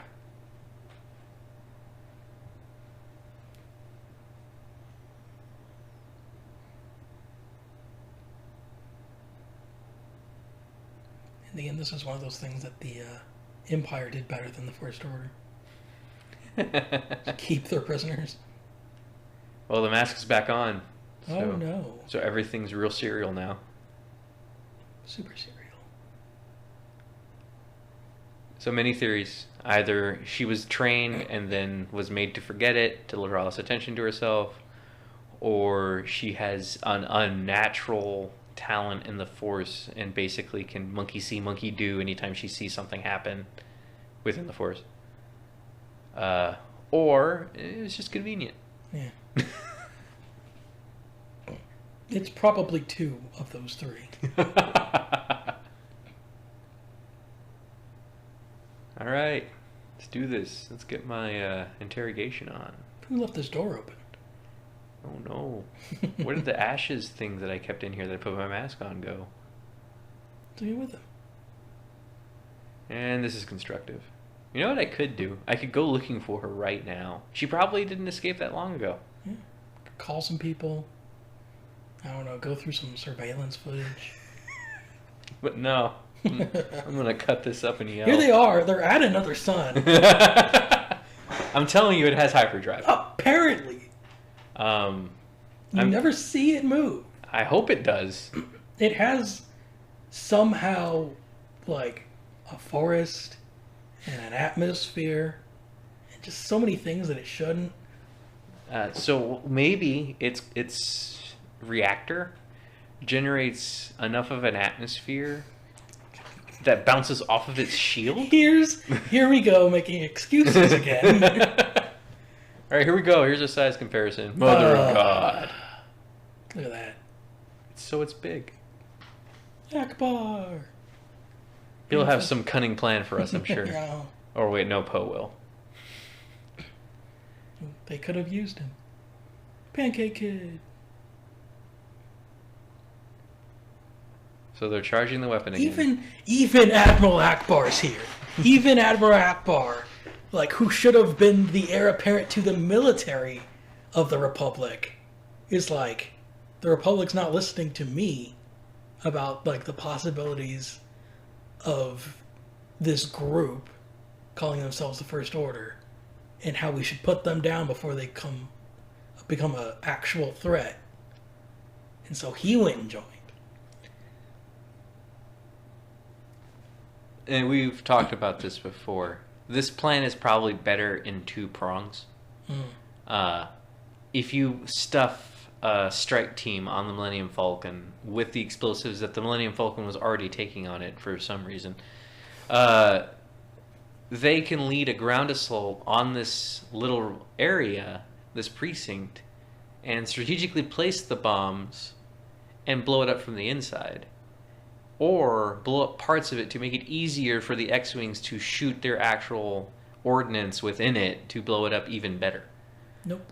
And I would cite that having a two-pronged assault of an assault team going for the precinct, and Finn trying to save Rey, and X-Wings dogfighting, trying to shoot down this whole reactor thing. That would have shot really well, I think. It would have been like super Return of the Jedi. Yeah. I think... Which, by the way, was planned out by Admiral Ackbar. So he should have come up with that plan. There definitely should have been some redundancy in the plan. Banking it all on the X-Wings and however many proton torpedoes they can take might not be the best thing when this thing is like 10 times bigger than the Death Star. It's like saying there's an asteroid heading towards Earth. Let's just shoot missiles at it. Hopefully it all works out. Right. And then what you should be doing is sending Bruce Willis with Ben Affleck with some real bombs. Don't want to close your eyes. I ain't doing that with Search in the area. Well, it's a big planet, Nathan. It takes a long time to find people in it. You can't just turn a corner and see the person that you need right then and there to conveniently... I'll keep that in mind. You do that. See, I always found hyperspace to be really cool. And for me, it felt like what you did was you navigated by putting it into the computer, which then calculated your exact path, start and stop, predetermined whenever you jumped. Right. This was weird to me because... This is actual piloting as opposed to...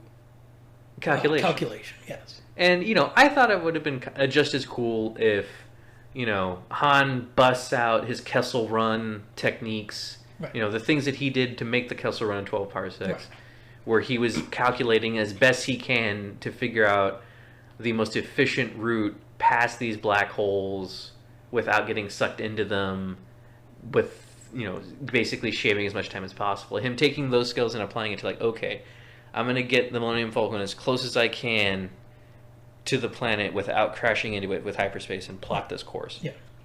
And instead, it was kind of a fly-by-your-seats kind of thing. And... They could have done both, honestly. They could have been like, well, we're going to hit it at an angle, but our real danger is going to be if we just bounce right off. Mm-hmm.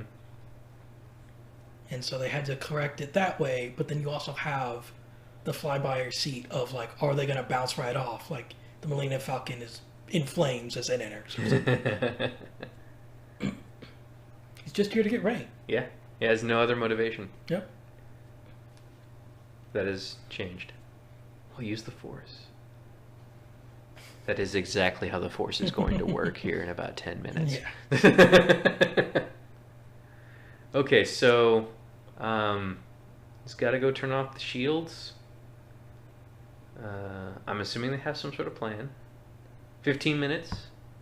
I count us at 1:38, an hour 38. So an hour and 53 is when that thing should be firing.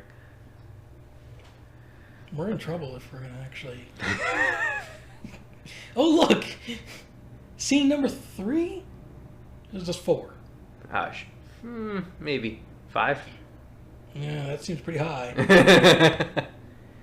Okay. So they found Phasma without necessarily knowing where she was. Nope. On this planet that's too big for them to find her. But they found her, and they did it without attracting any attention. And then they're going to take her to the shield generator to turn it off, is the plan. I mean, if that's not how the Force works, I don't know what is. Why is it that shield generators always have, a turn-off mechanism? Shouldn't it be, one of those things where, well, if we're going to turn this thing off, we need commanders with keys to turn it simultaneously, Like NORAD style? Yeah, there you go. It seems pretty important. So, funny thing, Episode 2 had a deleted scene. It was, I don't even know if they shot it, but I know that it was in the script. But essentially what it was is during the Geonosian battle, when the Jedi just first show up, there is a strike team that is sent to go kill the droid control center, just like they did in Episode 1. Okay. And they do. Okay. And the droids shut off. And then the backup one turns on.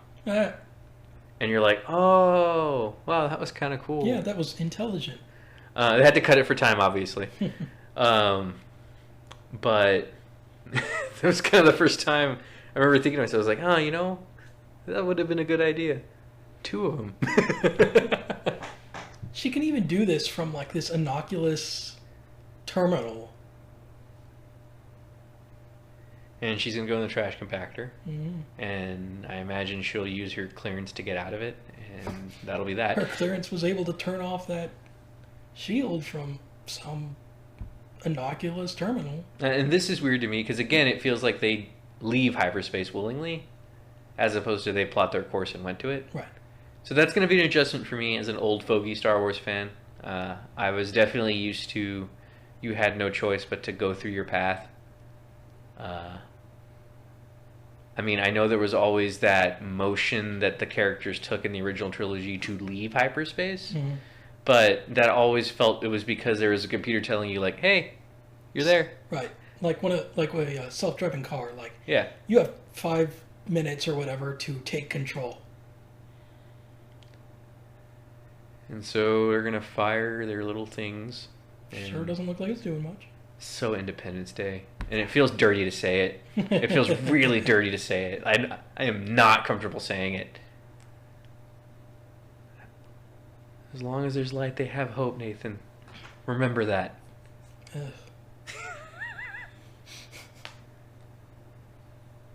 It's an awfully cheesy line that's really not called for. I don't know how there's not more TIE fighters there. That's a planet. There should be like hundreds. Mm-hmm. Like, it made sense in New Hope when there wasn't like 100, you know. They had that many. Vader wanted them to send out that many. And they're like, no, that's not important. They're not going to do anything. So he went with his own group. Well, as Red Leader said, he was going to cut across their axis and try to draw their fire. Went so well for him. It did. The Y-Wings went in there unmolested until Darth Vader showed up and shot them all down. And they find each other. Yay! How much of that was actually necessary? Zero of that. Aww. You keep working at it. We're going to get you out of that friend zone, Finn. Though technically you did leave her for dead, you heartless asshole.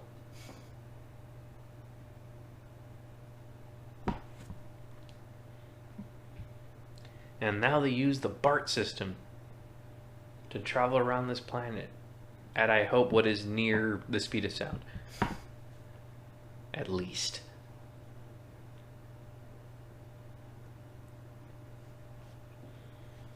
They're just getting chewed up.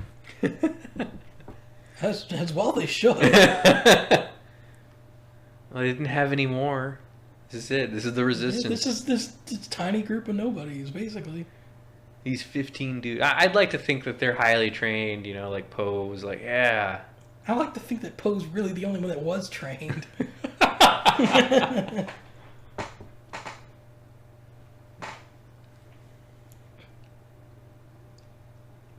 Like, maybe the others were pilots, but not, you know, fighter pilots.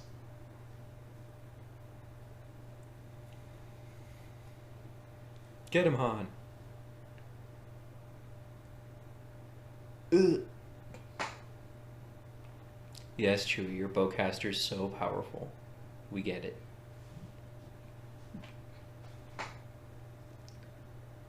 Alright, Rey breaking something again. Yeah. Apparently there is a deleted scene of Rey and Finn taking a transport to get back to this area. And it was basically like a chase scene. I guess they had to cut it. Because the movie was too long. Even though it was so fast. And so here's the idea that I would have. Han is basically committed to killing Kylo Ren. He's been using the Hutt cartel to find the First Order and to kill Kylo Ren because he feels responsible for it.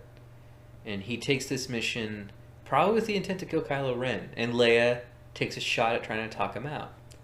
And him spending time with Finn and Rey maybe sort of expose him or get him more warm to the idea that people deserve second chances. And so he kind of has this crisis of faith that he does here when he meets Kylo Ren here, where he's got to make this decision of, am I going to kill him or am I going to try to sway him? And I think it would have been really cool if he sort of walks onto that walkway and he has a thermal detonator like in behind him. Right. And he's, talking to him and getting close enough to have it work. And like while he's talking to Kylo Ren, he sort of makes his decision that he is not going to use the thermal detonator. And when Kylo Ren, goes through with what he does, he still has that moment where he can use it. Right. And instead he chooses to put his hand on his cheek. Right. And that's when Kylo cuts. And I think I'm more at peace with Han Solo having what is done to him in this movie as far as the character goes, having his accomplishments and sort of the achievements that he was able to make in the original trilogy taken away, so that you can have him be this module in this movie to sell tickets and make Harrison Ford happy, I guess. I'm cool if it is done like that. Again, it's not what something is, it's how it is about it.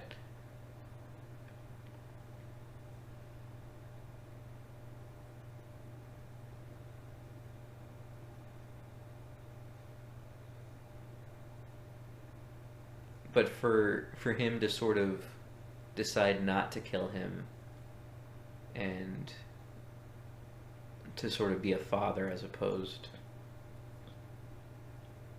to whatever it was that he became trying to kill him up to this point in history, I thought that would have been powerful. More powerful than what we see here. Which what we do see is JJ prodigiously using lights to more hammer into us the mood of this scene. Here we have Han standing in the blue light with a blue reflection. We have Kylo standing in the red light with a red reflection, and they're sort of meeting in this middle of the two, illuminated in their own lights. And then you have Finn and Rey in just a pure white.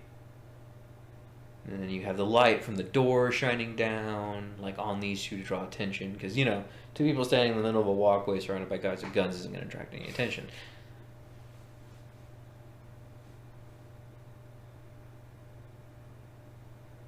I'd like to point out this place is still under attack.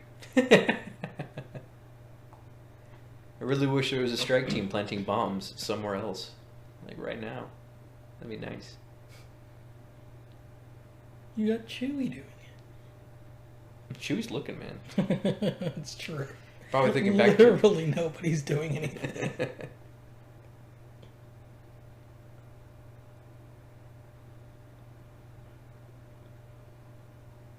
We have the dual color here going on. Kylo Ren's got red, white, and blue left. He's torn. He's being ripped apart. Crawling in his skin. These wounds, they will not heal. Fear is where he falls? Consuming all that's real? That was confusing all. Oh, I have no idea, man. I don't listen to that band. It's a pretty old song. And I remember what Poe said, Nathan. As long as there's light, there's hope. Where did the light go? Nathan. And the moods change his opinions. Nathan, there's no more blue. Oh, no. Why is it all red now?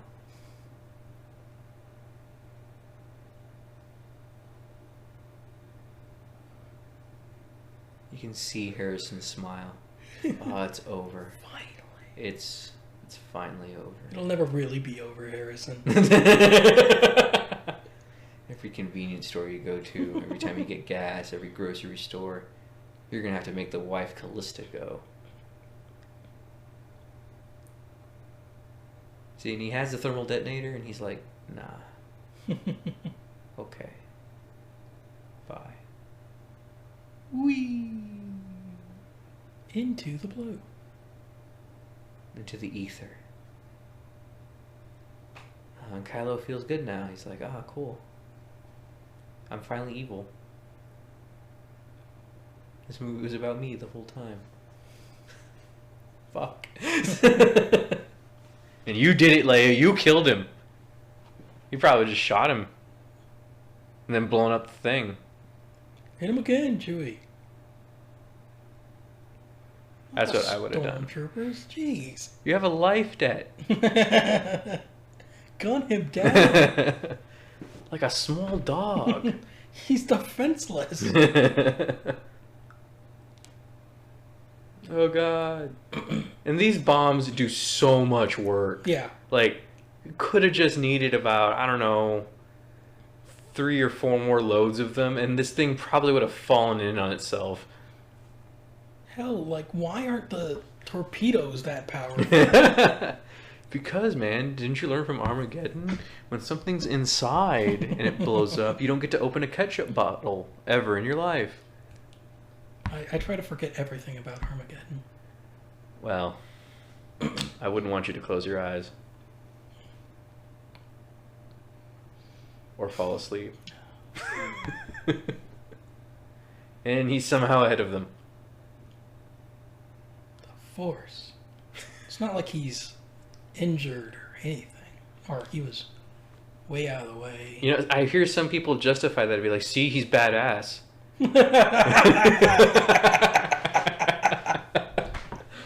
I'm like, badass with the teleporter. You're absolutely right. God, those Ferengi ears. Yes, hit the wound.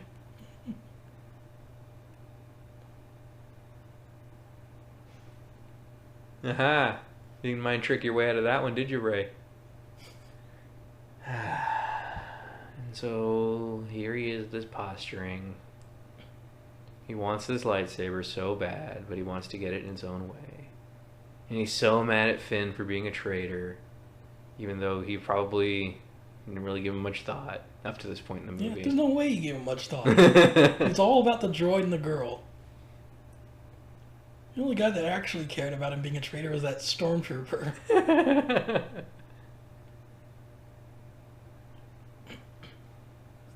And so many people were so happy with the lightsaber fighting in this movie, as if it was so much better than the prequels. Yeah. It's like, if what made the prequel lightsaber fights bad, if that was because the story was bad, then why would I like lightsaber fights in a movie where the story I thought was bad? It was just sort of this strange, odd reason. This whole fight exists for him to find a way to use that crossguard. Right. And I mean, I'm sorry, but if you have some huge broadsword looking sword, the last thing I want to do is let you get close enough so you use my crossguard. I would use my range and length and reach to cut you to pieces before you even got close to me for a crossguard. But hey, what do I know? I guess it looks cool.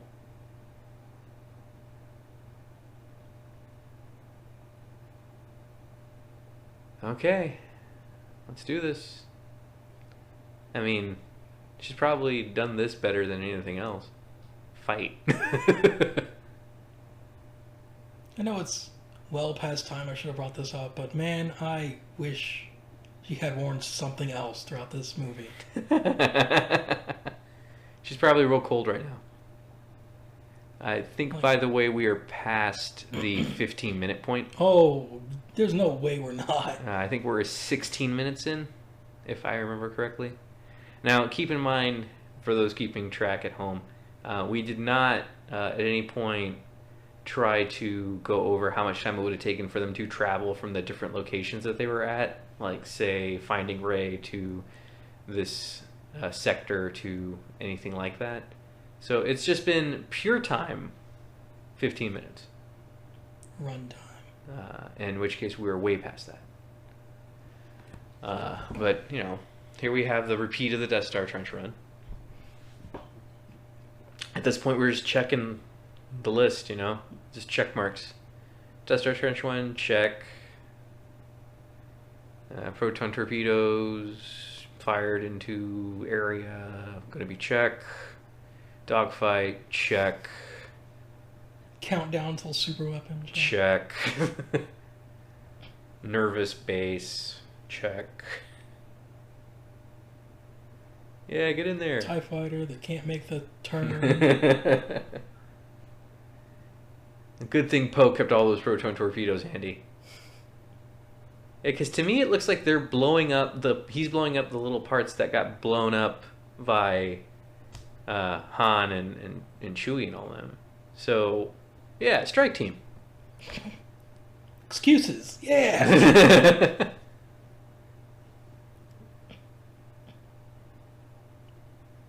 Because bam, that's why. They do not feel that explosion, by the way. They got that far away. Yeah, okay. That's a thing. That scene clearly showed. A shockwave? Yeah. Yeah.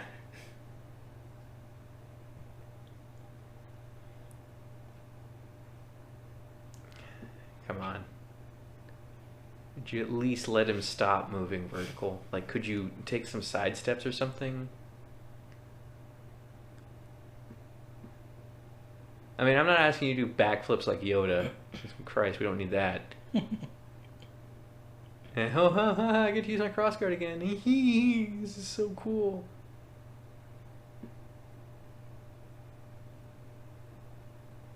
Oh, God. JJ, the lights. It's not that they're so bright. It's that I have to see their reflection in the pupils of these people. Like, that is really bothering me. I can teach you how to be angsty. You want to be in a Linkin Park music video? Follow me. Linkin Park hasn't been cool in 20 years. It's gonna be cool again. Never be cool again. They do Transformers movies and that's it. You're wrong. They're gonna be back and I'm gonna be ready and you're gonna be sorry. Ow. Crawling in my skin. These wounds, they will not heal. Yeah, she's gonna give him something that won't heal. He's so tall and lanky. He doesn't use any of it. No. He's so bad. It's because he's got wounded by the crossbow. You see, he was so wounded that he moved faster to get ahead of them. That's how wounds work. But then so wounded that he couldn't fight at 100%. It's only because he was hitting himself. See, if he just walks around like that for the rest of the trilogy, just like that, I'll be fine. You know, if you're going to be a fuck up, you might as well own up to it. Like, well, these are my wounds. I got beat by somebody who just learned the Force probably about 15 minutes ago. And that's my life. Fun dude. Well, this ain't looking good. Where do they have to go after this? Seriously. Um, They made Starkiller Base. What's next? So, here's what I think, or how I feel about it. Shuttles that go find that one Star Destroyer they have. Because that Star Destroyer, I don't know where it's at. It clearly isn't here. No. Nothing's here. I don't know if it's going to kidnap more kids. That would have made sense. I don't know if they're going to be able to kidnap more kids. Because on the one hand, it's like, man, it is unsensible that the First Order would only have this one planet, a Star Destroyer. But on the other hand, it's so unsensible that the First Order has this planet and this one Star Destroyer. Now Chewie's piloting all by himself. Yeah. Got it all figured out. Of course, Chewie isn't trying to dodge TIE fighters. Just keeping it low.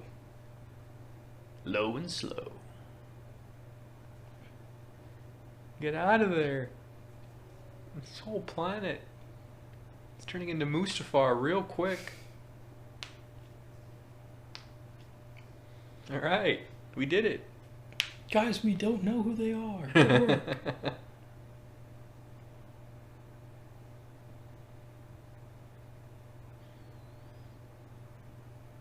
My understanding, apparently from the books, is there is a place where the Empire is in power. Somewhere. And it's completely legal and they don't control a whole lot. Maybe they go there. So there's the Empire and there's the First Order. Yes. And there was the Republic. Yes. But I think we miss some real metaphor there. See, this thing that's a star killer, when it is killed, becomes a star. Ooh. That's reaching. It's okay, JJ. I know what you're trying to say. I know that feel, bro. Yeah, you did it. You killed him. You sent him out there to try to talk some sense into an unsensible kid. Personally, I only know for a couple of hours. Oh, I think Leia knows who she is. Oh, yeah, probably. Of course, nobody wants to tell her. Because that would be too convenient. Because we're clearly not... Oh, man, her thumb looks weird. It's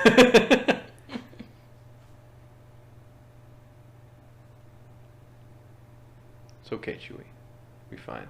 Oh, and I see our Tier 2 services actually brought your R2 unit back online.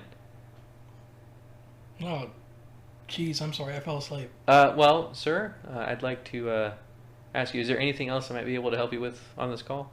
No, I don't think so. I should be able to get what I need out of him. Okay. Would you say that I was able to provide you with excellent customer service, sir? Yeah. Okay. Well, you may or may not receive a survey about what I was specifically capable of doing for you on this call, and our other support teams as well. If you would please notate that for me, I'd really appreciate it. Yeah, okay. All right. Well, I thank you again for calling R2 Astromech Technical Support Team. Again, my name is David. You have a great day. Yeah, thanks. Ooh. Now put in the other P's. Entirely unnecessary, because you know that he's in that sector. That one piece is really the only one you needed. Okay, well, I'll have you know, Nathan, the galaxy is a big place. You can't just be everywhere you need to be all the time. But yes, the First Order did apparently have that part of the map. So Starkiller Base probably should have just been shooting everything. Mm-hmm. Because there's a huge issue with the fact that the First Order, it's so important that they kill Luke Skywalker. They have to stop him. But also, we should probably kill the Republic too. And it's like, at that point, why do you even need to kill Luke Skywalker? You killed the Republic, right? There's nothing else you need to do. You have a weapon that kills everything. I don't see why they have to do either, because none of it's doing anything. Nobody's trying to stop them.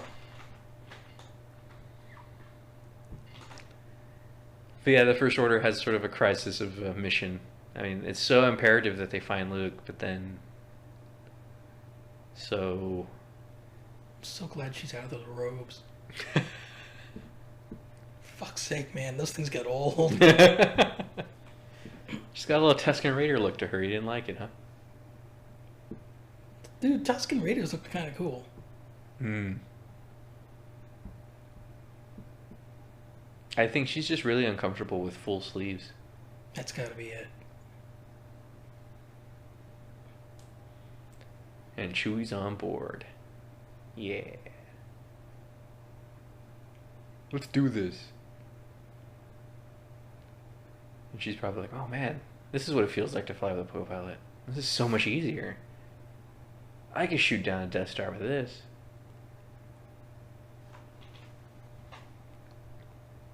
Say goodbye, everybody. Bye. Where's Admiral Akbar? See you guys in 3 years. And time to go see Papa Luke. I really have a hard time buying into Luke Skywalker just taking his ball home after all of this.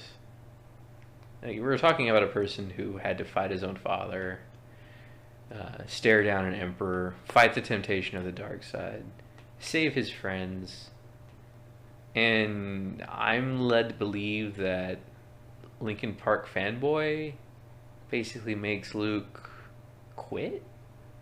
Like, that was it? That was too much? I mean, say what you will about Luke. He's tough. Yeah, he definitely should have died a couple of times. I mean, mentally tough. Alright? I mean, he's made a lot of wrong moves, and he doesn't quit. He's got his hand cut off. He doesn't quit. Gets force lightning. Doesn't quit on his dad. I mean... But he quit on the galaxy. But he quit on the galaxy. I just can't see it. Maybe it's because I've read too much Extended Universe and I'm used to a different portrayal of Luke, but I mean, I feel the original trilogy of Luke just never would do that sort of thing. But we'll see. We'll all see. I think this place is actually in Scotland. Ireland, I thought. But it's like an island bank that was like a hidden Christian compound back when it was not cool to be Christian. You know, before they got the power, and they're like, well, the hell with this, we're going to kill everything. This is what you guys get. What you doing, Luke? A little bit of nothing?